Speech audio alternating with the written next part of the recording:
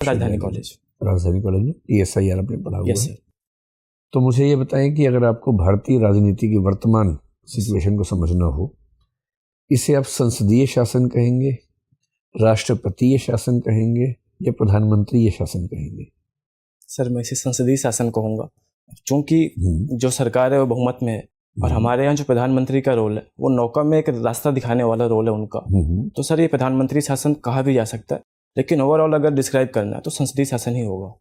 कुछ लोग कहते हैं कि संसदीय शासन व्यवस्था में कभी कभी एक ट्रेंड आता है जिसको prime ministerial form of government कह सकते हैं, और वो ट्रेंड भारत के संवैधानिक इतिहास में 4 बार आ चुका है।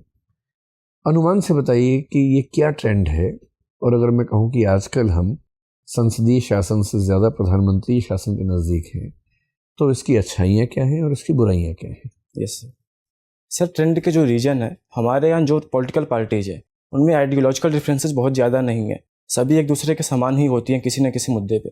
तो जो व्यक्तित्व आता है उभर कर, जो नेतृत्व की क्षमता आती है, वोटिंग उस पर होती है जी। सर जब ये पॉपुलैरिटी बढ़ जाती है तो सर एक व्यक्ति का जो पार्लियामेंट्री फॉर्म होता है वो प्राइम मिनिस्ट्रियल फॉर्म में चेंज हो जाती है।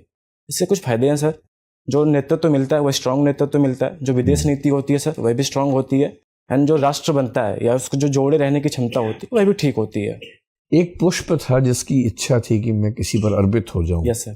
और हिंदी साहित्य में पुष्प बड़ा चर्चित हुआ। Yes sir. कौन सी कविता थी, किसकी थी और क्या कविता थी? सर पुष्प की अभिलाषा माखनलाल चतुर्वेदी जी की थी। यह देशभक्ति से प्रेरित थे कि पुष्प भी चाहता है कि जिस पथ से देश वीर जाए। तो सुना, ये 4 पंक्तियां कौन सी थी? वो बहुत प्रसिद्ध पंक्तियां हैं सर। चाहे नहीं में से शुरू होता है।